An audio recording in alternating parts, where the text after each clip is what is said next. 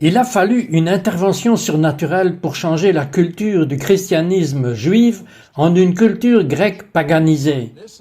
À tout de suite sur cette édition de It's Supernatural. Hello, Sid Roth here. Bonjour, Sid Roth, votre journaliste d'investigation.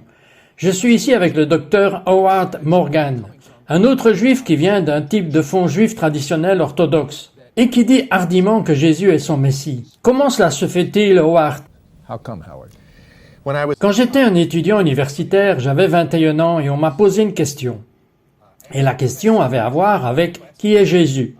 Et deux étudiants et moi parlions à ce sujet, et comme nous commencions à en parler, certaines choses surnaturelles ont commencé à m'arriver. C'était dans une foule, dans la cafétéria du Hunter College. Et ils se sont approchés de moi, ils m'ont dit « Nous aimerions vous parler ». J'ai dit « De quoi voulez-vous me parler ?» Ils ont dit « Nous aimerions parler de Jésus ». J'ai dit « Allez-y ». Un étudiant intellectuel de l'époque est ouvert à tout. Mais je n'étais pas préparé à ce genre de choses surnaturelles qui commenceraient à se dérouler dans cette cafétéria bondée. Alors qu'ils commençaient à en discuter avec moi, j'ai ressenti ce que je pouvais décrire seulement comme une sorte de présence qui est venue autour de nous. Alors comment savez-vous que ce n'était pas de la drogue? Eh bien, parce que quand vous êtes impliqué dans la drogue, les choses ont tendance à s'effondrer intérieurement. Or, pendant qu'il parlait pour moi, je pouvais sentir comme une paix venir à l'intérieur de moi. Aviez-vous déjà ressenti cela auparavant? Pas vraiment. Je savais que Dieu existait, mais j'avais l'impression d'être personnellement rencontré. Et puis la chose suivante qui s'est passée est qu'une vision s'est ouverte à l'intérieur de moi. Je me voyais, Sid, comme un homme qui se noie dans la mer et un immense paquebot venait. J'ai vu le capitaine du bateau debout alors que le paquebot passait sur l'océan. Et j'ai entendu la voix de Dieu, et je savais que c'était Dieu. C'était tellement clair et puissant dans mon esprit.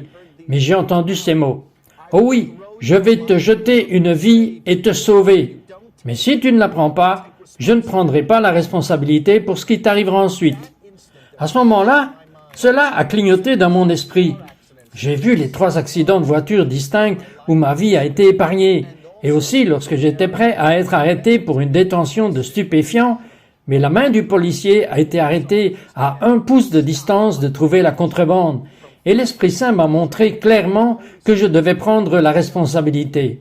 C'est pourquoi tu n'as pas été arrêté et que tu n'es pas mort dans cet accident de voiture. Mais maintenant, tu es comme un homme qui se noie dans la mer. Et je ne prendrai pas la responsabilité pour ce qui va t'arriver ensuite. Je savais qu'il avait veillé sur ma vie, mais c'était sur le point de changer. Eh bien, que s'est-il passé ensuite? Eh bien, ces étudiants et moi, nous discutions sur ce que cela veut dire d'être vraiment croyant. Et ils m'ont demandé si je voulais prier et demander à Jésus de venir dans ma vie. Mais à ce moment particulier, je n'étais pas vraiment prêt pour faire cela. Alors je suis monté dans le métro et je suis rentré à la maison. C'était à Manhattan, je vivais à Brooklyn à l'époque. J'étais assis au milieu de la foule du métro en décembre 1971.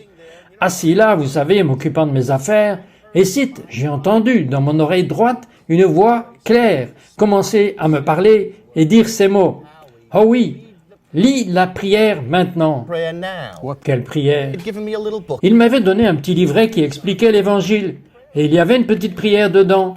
Et la voix était très insistante et très persistante. « Oh oui, lis la prière maintenant. Oh oui, lis la prière maintenant. » Alors j'ai dit dans ma barbe, « Ok, je vais lire la prière. » Alors je suis allé dans ma poche arrière, littéralement, c'est exactement ce qui s'est passé. J'ai sorti le petit livret de ma poche arrière et il y avait une petite prière pour demander à Jésus d'entrer dans ma vie. J'ai lu la prière et à l'instant où j'ai fini de lire la prière, une lumière vive et audacieuse a explosé littéralement en moi. J'ai senti et vu des forces obscures quitter mon corps. Je me suis levé parce que la puissance venait de s'allumer à l'intérieur de moi. Quel genre de force obscure? Je ne peux pas vous dire. Comment saviez-vous que c'était une force obscure? Je l'ai vue. C'était noir et elle m'a quitté. Des ombres noires laissées sur mon corps quand cette lumière a explosé à l'intérieur de moi. À ce moment-là, je savais que Dieu était réel et que Jésus était vivant. Toute ma vie, dans cette seconde, a été retournée. Je suis allé à la maison. Je sortais avec une fille juive à l'époque. Je lui ai dit tout ce qui s'était passé. Elle m'a regardé. Elle a dit, Tu parles différemment et tu as un drôle d'air dans tes yeux. Je suis allé dehors. Attendez une seconde. Qu'est-ce qui se passe à l'intérieur de vous? Oh, un énorme sentiment de paix, de joie et de bien-être. C'était vraiment une sensation incroyable de joie et de paix. Je veux dire, ces mots parfois n'ont pas de sens. But you're Jewish. Mais vous êtes juif. Oui, c'est vrai. Vous êtes juif et cela ne vous a pas dérangé? Je veux dire, élevé dans une famille traditionnelle à Brooklyn. Non, parce que vous savez quoi? C'était à propos de rencontrer Dieu. C'est ce que j'avais appris dans la synagogue, et ce que j'avais appris à l'école hébraïque, et être rempli de ce Dieu d'Abraham, Isaac et Jacob. Ces gens avaient tous eu une rencontre avec Dieu. Ce n'était pas au sujet de la religion. Il s'agissait d'une rencontre personnelle avec le Dieu vivant, et je venais d'en avoir une. Et je suis sorti, et j'ai regardé dans le ciel, et j'ai vu 3 anges danser avec des tambourins. Je pensais, waouh, il y a une fête qui se passe là-haut. Pourquoi faisait-il la fête? Parce que dans la Bible, il est dit que quand un pécheur se repent, les anges dans le ciel se réjouissent. Et je m'étais repenti. Je suis rentré à la maison et j'ai jeté tout mon attirail de drogue. J'ai commencé à lire la Bible avec ce désir de prier, de juste parler de Jésus à tous ceux que je rencontrais. Eux, bien sûr, sont devenus fous. Mais Dieu a commencé à faire des choses merveilleuses. Et la chose la plus étonnante était ce sentiment écrasant de paix, de joie et de bien-être. What? Eh bien, attendez. Je n'ai jamais pris de la drogue, mais on me dit que vous avez la paix et un sentiment de type euphorique lorsque vous prenez de la drogue. Quelle est la différence? What's the difference? Oui, mais c'est toujours de courte durée. Quand c'est fini, vous vous sentez terriblement déprimé et vous devez revenir en arrière pour prendre plus de drogue ou des drogues plus fortes parce que la précédente ne fonctionne plus. Mais cela n'avait rien à voir avec cela. J'ai jeté toutes les drogues que j'avais et il y avait un sens spirituel qui s'élevait du plus profond de moi. Cette présence, si vous voulez, cette puissance d'autonomisation, de joie et de paix. C'était toute la journée. Je veux dire, je me suis promené, je suis retourné à l'école après les vacances. School after the vacation. Il y a combien d'années? C'était en 1971. Alors, aujourd'hui, le temps passe. Que se passe-t-il à l'intérieur de vous? What's going on inside Same of you? peace and La paix et la même joie. C'est le témoignage remarquable que tout au long des difficultés, des batailles de la vie que tout le monde a, des hauts et des bas, et peu importe, il y avait ce fond de paix solide que j'ai eu dans ma vie, cette joie, cette flottabilité. that is a buoyancy. It is Comment cela peut-il arriver qu'Howard est devenu un docteur? Il a étudié quelque chose qui est tellement incroyable. C'est littéralement surnaturel de comment quelque chose qui a commencé. Vous deviez être juif pour croire en Jésus il y a 2000 ans. Tout était juif. Les auteurs de la Nouvelle Alliance, en dehors du docteur Luc, et bien sûr, combien de médecins non-juifs connaissez-vous? Non, je rigole. Quand on revient, nous allons découvrir comment quelque chose de si juif devient comme le contraire du judaïsme. Ne partez pas. Judaism. Don't go away. It's Supernatural will return right after this.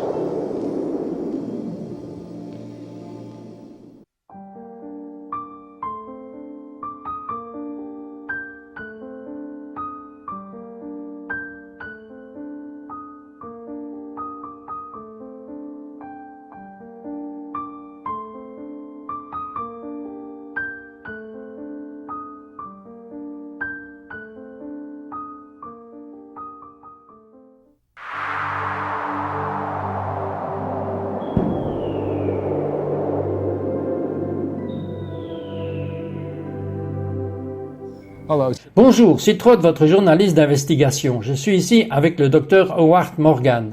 Alors, comment le christianisme, qui a commencé si juif, est devenu aujourd'hui le contraire du judaïsme pour la plupart des juifs? Docteur Howard Morgan, Dr. Howard Morgan. that's a real c'est vraiment une question importante et passionnante parce que vous voyez, l'histoire de l'homme, un peu développée dans la dynamique de ce qui s'est passé, on voit le peuple juif rejeter Jésus comme le Messie. Nous voyons l'Église des gentils rejetant sa connexion juive avec le peuple juif. L'apôtre Paul a dit à l'Église, Apostle Paul So you told can the say church, what donc vous pouvez dire que nous, les humains, avons tout simplement rejeté les gens. Oui, et c'est important, Sith. Nous fonctionnons à partir de ce rejet parce que nous essayons toujours d'obtenir quelqu'un pour nous aimer. Nous essayons d'obtenir qu'il nous approuve et nous essayons de les contrôler pour que nous puissions être en position de contrôle et obtenir cet amour. Et c'est un aperçu fascinant parce que vous pouvez voir cela. we're operating. Nous opérons hors de la peine. Absolument. Nous réagissons par rapport à nos situations plutôt que de répondre à Dieu. Et vous voyez que chez les premiers pères de l'Église, plutôt que d'embrasser leur propre culture spirituelle, ils ont eu peur que le peuple juif parce qu'ils ont rejeté Jésus. Ils allaient prendre leurs convertis loin d'eux, et parce qu'ils ont rejeté la Bible, et c'est ce que l'apôtre Paul admet. Ne soyez pas arrogants envers les branches, les racines qui vous soutiennent. Support you. You're saying the Vous dites que l'Église des gentils a rejeté la Bible? Absolument, ils ont rejeté l'autorité des Écritures, parce que s'ils avaient obéi aux Écritures, nous aurions un monde très différent aujourd'hui. Donc ce qu'ils ont fait a été de commencer à choisir ce qu'ils voulaient, et la raison pour laquelle ils ont fait cela est parce qu'ils sont entrés dans une culture non juive, en rejetant leurs racines juives. Ils sont allés dans une vision du monde gréco-romaine, paganisée, qui était très différente de la vision juive du monde. World. what's Quelle est la différence? Eh bien, je vais vous expliquer cela. Les Grecs avaient ce que nous appelons une vision dualiste. Ils ont séparé le matériel et le spirituel. La culture hébraïque qui a produit la Bible n'avait pas une telle séparation. Tout était spirituel. C'est pourquoi maintenant, dans le christianisme moderne, les gens peuvent aller à l'église et pensent « Oh, ma vie spirituelle est faite !» Et ils vont et font tout ce qu'ils veulent. En effet, on peut segmenter les choses. C'est dimanche ou samedi, je fais mon truc avec Dieu. Le reste de la semaine, je fais mon truc pour moi. Ok, c'est exactement ça. Et tout est sorti de la culture gréco-romaine, la vision du monde qui leur était permise. Parce que leur point de vue de Dieu est « Oh, vous jetez un peu d'encens sur un brûleur, vous savez, vous avez fait votre truc avec Dieu. Ce Dieu n'était pas vraiment intéressé par votre morale ou votre caractère, et vous faisiez tout ce que vous vouliez, parce que vous avez fait votre chose religieuse. » Mais les Écritures hébraïques et la révélation du Dieu d'Israël dans les Écritures disaient « Non, Dieu est concerné par notre moralité. Il est concerné par notre style de vie. Il est concerné par notre caractère. Et il nous a donné des instructions, des commandements sur la façon de vivre. Quand l'Église a rejeté ses racines juives, cela a été mis de côté. Et ce qui a commencé à se développer lentement durant les premiers siècles de l'ère chrétienne, et ce qui s'est passé est que nous voyons la foi non juive émerger. Merge. but why Mais pourquoi l'avons-nous rejeté? Eh bien, nous l'avons rejeté, je pense, pour un certain nombre de raisons. Et quand je dis nous, je ne veux pas dire nous, je dis ils l'ont fait. 1, ils avaient peur de perdre des convertis. 2, ils voulaient rendre cette religion acceptable aux intellectuels du monde occidental qu'ils essayaient d'amener à l'Évangile. The gospel are you to. telling Est-ce que vous me dites qu'ils avaient ce qu'on appelle aujourd'hui une friendly church, une église amicale? Eh bien, à certains égards, ils ont fait l'erreur d'être, voici un mot de fantaisie, ils ont fait l'erreur d'être synchrones. C'est-à-dire qu'ils ont essayé de tout rassembler, de plaire à tout le monde, plutôt que de prêcher l'évangile qui apportait la foi à l'Empire romain en premier lieu, parce que quand les apôtres originels, les apôtres juifs et les prophètes sont allés prêcher, il y avait de la puissance, des signes, des merveilles et des miracles, parce que les gens alors, comme ils sont aujourd'hui à notre avis, est-ce qu'ils ont faim de réalité? Et ils venaient dans la réalité. Des vies étaient changées, des gens étaient guéris, les gens étaient libérés de leur incrédulité, de leur peur. Les mariages et les familles étaient mis en place parce que la force de Dieu était en train de se mettre à leur disposition. Available to them. are you telling Est-ce que vous me dites qu'il y a une connexion entre la perte de la force de Dieu et le rejet de notre patrimoine juif biblique? biblical Jewish heritage? Absolument, et nous pouvons suivre ce parallèle tout au long de l'histoire, lorsque l'Église a rejeté la Bible. Cela s'appelle les racines ointes, c'est-à-dire qu'ils avaient le pouvoir de Dieu qui coulait, la réalité de Dieu qui coulait et le message du royaume de Dieu, la réalité de Dieu dans la vie de quelqu'un était proclamée. Lorsque l'Église s'est détournée de cela, les choses ont commencé à arriver. L'Église est devenue politique, elle est devenue militaire. Au lieu que les gens veuillent voir les autres s'élever en tant que disciples, ils voulaient les manipuler et les contrôler, car une organisation développée, ça devait maintenant se protéger. Et pour se protéger, il fallait couper tout ce qui pouvait la menacer. Les croyants juifs la menaçaient parce que les croyants juifs dans l'Église sont venus et ils ont dit non, ce n'est pas le chemin qui est censé être fait. Nous ne sommes pas censés avoir ce genre de système hiérarchique dans lequel le clergé manipule et contrôle les laïcs.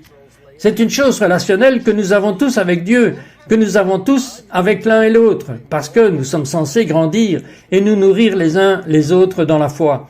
Cela a été perdu, mais Dieu la restaure dans de nombreuses congrégations aujourd'hui. Nous assistons à un réveil de ces intérêts pour les racines juives dans les églises. Ok, donnez-moi quelques spécificités. Les fêtes bibliques, Pâques, le Yom Kippour, le Hashanah, le Shavuot.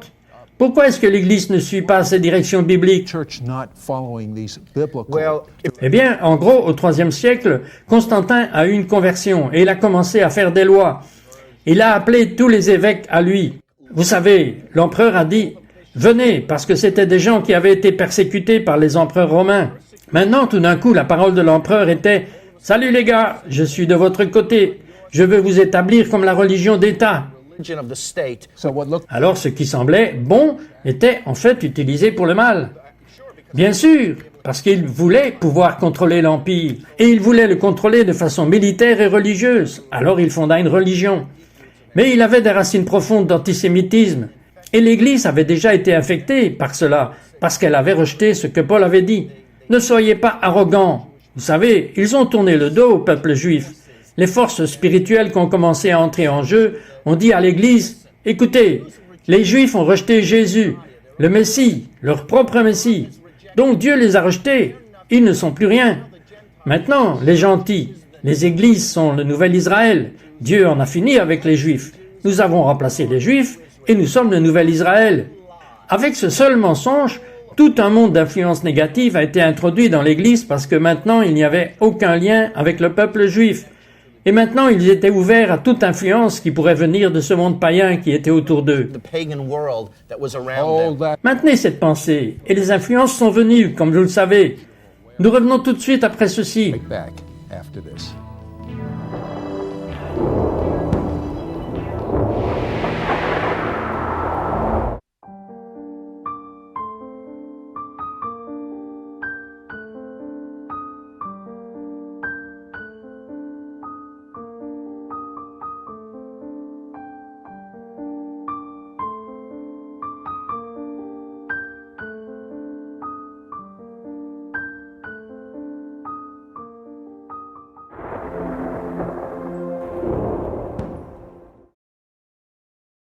Bonjour, c'est Trott, votre journaliste d'investigation avec le docteur Howard Morgan. Et la question que j'ai pour le docteur Morgan, et je crois que vous l'avez aussi, c'est comment ce qui est connu comme l'Église aujourd'hui diffère des tout premiers disciples de Jésus, qui étaient tous juifs et avaient la puissance. En quoi est-ce différent? Qu'est-ce qu'ils faisaient qu'on ne fait pas aujourd'hui? What were they doing that we're not doing today? Well, they Eh bien, ils comprenaient la nature de la révélation et la nature de la réalité spirituelle, et ils cherchaient Dieu pour la révélation, plutôt que par une compréhension rationaliste. Ils avaient compris que Dieu les invitait dans une relation avec lui-même, et une relation de l'un à l'autre qui avait un but. La relation avec Dieu est de nous changer. Puis, notre relation, les uns avec les autres, est de s'aider mutuellement à faire grandir cette relation avec Dieu. Maintenant, aujourd'hui, nous avons des gens qui vont dans un immeuble observer un rituel qui ne les change pas, parce qu'ils se sont désengagés sur le plan de la révélation. Ils vont juste en quelque sorte à travers les rituels, et toutes les églises font ça. Donc, nous avons essentiellement un théâtre qui continue. Les gens vont dans un immeuble pour observer le spectacle, et puis ils partent, laissés à eux-mêmes, parce que la puissance n'est pas échangée. Et c'est vraiment, cite le cœur de la différence. Le pouvoir de Dieu maintenant n'est pas manifesté dans le ministère. Vous allez dans les églises et les gens prêchent. Vous savez, il y a le prédicateur et les gens entendent quelque chose, mais parce qu'ils ne sont pas engagés avec Dieu personnellement, ils ne sont pas capables de recevoir l'onction, la puissance de Dieu opérant dans leur vie. Et puis les gens, la communauté, vous voyez, si on dit église, pour la plupart des gens, ils pensent à un bâtiment où vous allez observer un rituel religieux. Mais la Keïla, en hébreu, ce que Jésus a dit, la congrégation était une chose relationnelle. C'est tout le monde qui s'entraînait, se soutenant mutuellement, veillant les uns sur les autres, étudiant les Écritures ensemble, un flux de vie. scriptures together, How a was- flow of how- life. Quelle différence y avait-il entre la culture des premiers croyants juifs et le Messie que nous avons aujourd'hui? We have today. Eh bien, la culture était, encore une fois, cette dynamique de comprendre que nous sommes une tribu ensemble, que nous sommes une famille ensemble. La plupart des gens qui vont à l'église aujourd'hui ne parlent même pas aux autres. No, what I meant was things Ce que je voulais dire, c'est des choses comme ont-ils observé la Pâque, le Yom Kippour? Observe they Oh oui, ils ont observé toutes les fêtes du Seigneur parce qu'ils ont compris que ces fêtes étaient des moments de rencontre avec Dieu, à des fins spécifiques. Un temps pour se souvenir de ce que Dieu avait promis est très important, rappeler à l'esprit ce que Dieu va faire. C'est ce que rend la religion juive et le peuple juif si distinctifs, parce qu'ils sont un peuple prophétique. Dieu a appelé cette nation dans un but prophétique, faire aboutir ses fins rédemptrices dans le monde. C'est pourquoi les Juifs sont différents des Français ou des personnes asiatiques. Dieu aime tout le monde, mais il a lancé un appel prophétique sur eux. Ceci est une autre raison pour laquelle Qu'est-ce que l'appel prophétique des Juifs? L'appel prophétique est d'être une lumière pour la nation et de préparer le monde à la venue du Messie. Que le peuple juif ayant donné naissance au Messie juif, apportant cet évangile, cette bonne nouvelle à tout le monde. all the world Attendez une seconde. Les rabbins disent que nous qui sommes juifs ne faisons pas de prosélytisme. Eh bien, ils ont tort, et nous étions censés le faire. Mais pourquoi? Parce que nous avons été appelés à être une lumière sur le monde. C'est intéressant. Rachi, l'un des plus grands commentateurs juifs de la vie d'Abraham, il a dit qu'Abraham était le premier missionnaire qui est allé apporter la connaissance de Dieu aux nations du monde. Et tout au long des Écritures, Dieu parle sur la façon dont il veut amener toutes les nations à le connaître. Qu'est-ce qui arrive lorsque l'Église des gentils embrasse le peuple juif et que nous devenons un avec la création? Qu'est-ce qui va se passer? One new creation. What's going to happen? Nous allons accomplir ce que Paul a écrit dans Romains chapitre 11 dans la Bible, que l'Église va pouvoir alors provoquer Israël à la jalousie. L'Église va pouvoir avoir un tel témoignage vivifiant au peuple juif. Elle dira, votre Messie a changé nos vies de manière profonde. C'est votre Messie, ce n'est pas notre Messie. Les nations gentilles n'avaient pas une telle promesse d'un Messie à venir pour eux. Le Messie était seulement promis au peuple juif. Et ce Messie, changeant la vie de l'Église, et l'Église étant réconciliée avec ses racines juives et réconciliée au peuple juif, le témoignage peut aller de l'avant. Puis la fin de l'âge va arriver. Le peuple juif va reconnaître que Jésus est vraiment le Messie et le rappeler du paradis. Je pense que cela arrivera quand il y aura une période de grande crise sur le peuple juif, quand leur destruction semblera imminente. Alors ils appelleront Jésus. Ils diront « Béni soit celui qui vient au nom du Seigneur ». Et Jésus viendra. Je crois qu'il attend d'entendre cette invitation divine. « Reviens, Mashiach, reviens, Messie ». What kind Quel type de puissance pouvons-nous attendre lorsque l'Église embrassera le peuple juif? Je pense que nous allons commencer à voir l'Église venir dans l'unité. Les pasteurs ne sont plus en désaccord avec d'autres arguments théologiques trop mesquins et artificiels, mais vraiment vont s'embrasser l'un l'autre et s'aimer. Et puis les églises arrivent ensemble pour accomplir l'appel de Dieu qui est sur leur vie. La vie reflue de sorte que nous allons voir de réels, authentiques signes et prodiges et des miracles se produisant à un niveau commun chez les gens, dans les hôpitaux, partout, parce que nous sommes vraiment en train de nous connecter à la force de Dieu. Qu'est-ce que vous prévoyez de voir dans les hôpitaux?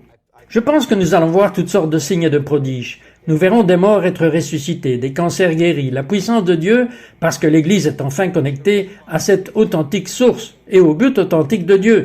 Parce que Dieu ne fait pas de miracles juste pour nous divertir.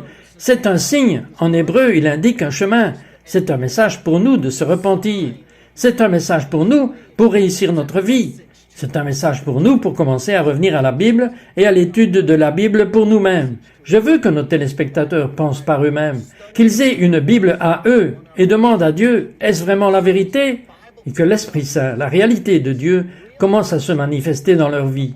Sinon, notre discussion d'aujourd'hui est un beau débat intellectuel, théologique sur l'histoire, et nos téléspectateurs manquent le point où Dieu a une invitation pour eux, et il veut qu'ils lisent sa parole pour eux-mêmes et étudient pour eux-mêmes. Vous voyez, c'est l'une des choses que l'Église a perdues. Elle a perdu cette chose très juive, d'étudier. Donc vous regardez juste l'Église, et l'Église interdit aux gens de lire la Bible. C'était un crime capital. from reading the Bible. It was a capital crime. there seems Il semble y avoir une tendance dans de nombreuses églises à travers le monde de revenir aux faits bibliques et d'aimer le peuple juif. Pourquoi est-ce que cela arrive maintenant? to love the Jewish people? Yes, Why is this this happening is a now? move of C'est un mouvement du Saint-Esprit parce que c'est l'heure de Dieu pour favoriser Sion. Israël est en train d'être réuni. Jérusalem est sous le contrôle du peuple juif. Jésus a dit que ce serait un signe majeur de sa venue, que Jérusalem serait piétinée sous les pieds des gentils jusqu'à, et c'est une parole puissante dans la Bible, jusqu'à ce que le temps des gentils soit accompli. 1967, la guerre des 6 jours. Jérusalem est de retour sous l'autorité et le contrôle des Juifs. Et nous regardons, depuis ce temps-là, il y a eu plus de Juifs qui sont venus à la foi en Jésus. Maintenant, il y a des congrégations messianiques partout dans le monde, et des indigènes de langue hébraïque, des congrégations messianiques en Israël. Cite, cela n'a pas été vrai en 1800 ans d'histoire, mais c'est vrai aujourd'hui, car nous approchons de l'heure. Dieu remue le cœur des gens, les membres de l'Église, les croyants, les vrais chrétiens. Quelque chose est faux dans l'Église. Qu'est-ce que c'est? Et ils sont arrivés à la conclusion, vous savez quoi? Que nous pratiquons plus la foi juive. Nous avons été tellement influencés par une vision du monde gréco-romaine que nous devons retourner aux fêtes et apprendre d'elles. Nous devons retourner au calendrier et à l'étude de Dieu, parce que ces fêtes, la Bible dit qu'elles étaient toutes des répétitions d'une réalité spirituelle ultime qui va avoir lieu. Et Dieu pousse l'Église à répéter encore la venue du Seigneur et les finalités de Dieu. The coming of the Lord and Is the that- purposes is of that- God. C'est pour cela que Dieu dit d'observer ces festivals pour toujours, parce qu'il y a, vous utilisez le mot répétition. Mais répétition de quoi? Of what? Of Chacun de ces festivals a une leçon pour nous. Et le mot hébreu pour convocation est sainte convocation, ce qui signifie littéralement une sainte répétition. Nous répétons l'histoire avant que cela n'arrive. Nous proclamons à Dieu et à tous les autres que ces choses vont arriver. Et pendant que nous étudions les fêtes, on verra qu'elles mènent toutes au retour personnel du Messie pour régner en roi. En hébreu, Malik Mashiach. Melech Mashiach. Le retour personnel du Messie. Est-ce qu'il vient pour vous personnellement? Il vient. Mais vient-il pour vous personnellement?